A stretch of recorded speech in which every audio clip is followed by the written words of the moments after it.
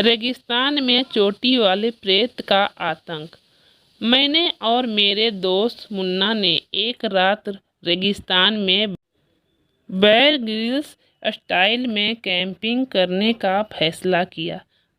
अपने रोमांचक सफ़र पर निकलने से पहले हमने खाने पीने की सारी चीज़ें ले ली, जैसे मैप, टेंट, चप्पू, लाइटर और वाटर साथ ले लिए। एक वीरान रेतीली जगह चुनकर वहां हमने अपना टेंट लगा दिया। अंधेरा हो चुका था और ठंड भी बहुत बढ़ने लगी थी, तो हमने वहां आग भी जला ली। खाना खाकर जैसे ही सोने लगे तो रेत में पास ही किसी के मौजूद होने की आहट आई।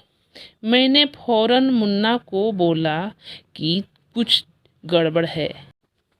मुन्ना ने टॉर्च निकाली और आसपास देखा तो हमें पता चला कि कोई हमारे टेंट के पास बैठा है। उसकी पीठ हमारी ओर थी और वहाँ शायद सिगार पी रहा था। चूंकि धुआं निकल रहा था, सिर के बाल उसके बहुत छोटे थे और उसके सिर के पीछे एक लंबी सी चोटी थी। हमें हैरात हुई कि ऐसी वीरान जगह पर यह आदमी क्या कर रहा है। कुछ देर बाद हमने सोचा कि इसके पास जाकर उससे पूछते हैं कि तुम कौन हो और यहाँ क्या कर रहे हो। मैंने और मुन्ना ने जाकर उसे आवाज़ देकर पूछा कि आप कौन हैं। इस बार उसने हमारी ओर देखा, बिना ही अपनी मुट्ठी में रेत भरी और पीछे हमारी ओर फेंकी। हमें लगा कि शायद यह कोई पागल सरफिरा इंसान है।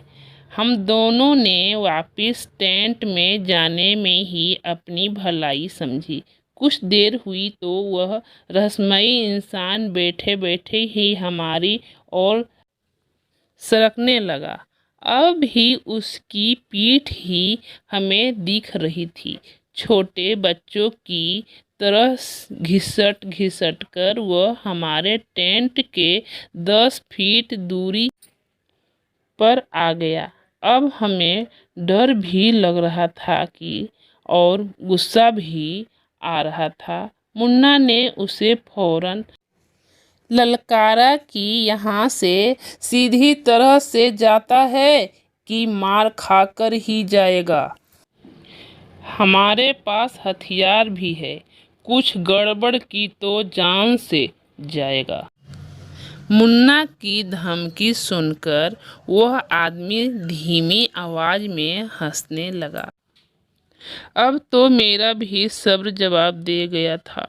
मैंने मुन्ना से कहा कि तुम इसको दाएं से घेरो और मैं बाएं से घेर लेती हूँ।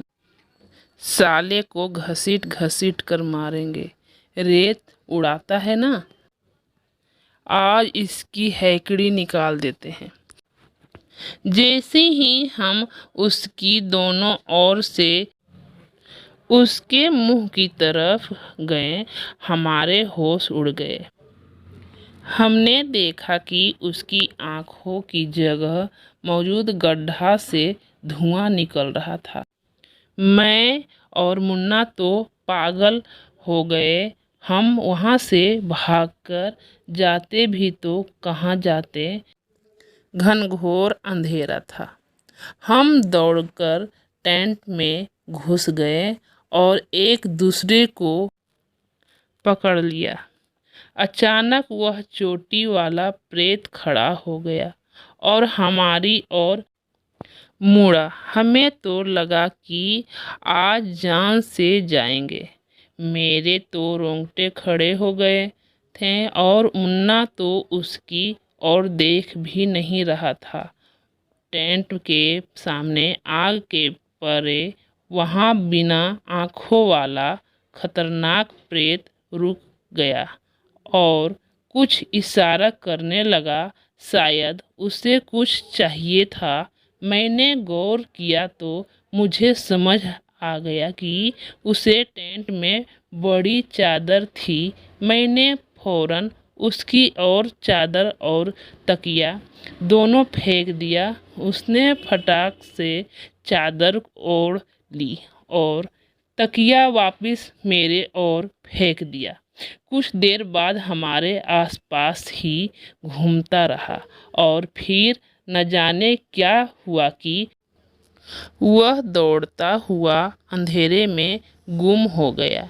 हम दोनों दो वक्त मौत के खौफ से पूरी रात जागते रहे और डर के मारे कांपते रहे। फिर सुबह हम घर लौट आए। उस दिन के बाद माँ कसम डिस्कवरी चैनल देखना छोड़ दिए। हमें पता नहीं कि वह प्रेत क्यों हमारी चादर मांग गया, उसकी आंखें क्यों नहीं थी और उसने हमें जिंदा क्यों छोड़ दिया। कई लोग तो हमारी बातों का विश्वास तक नहीं करते हैं, पर मुझको और मुन्ना को मालूम है कि उस रात हम किस दरिंदे प्रेत चपेट में आए थे।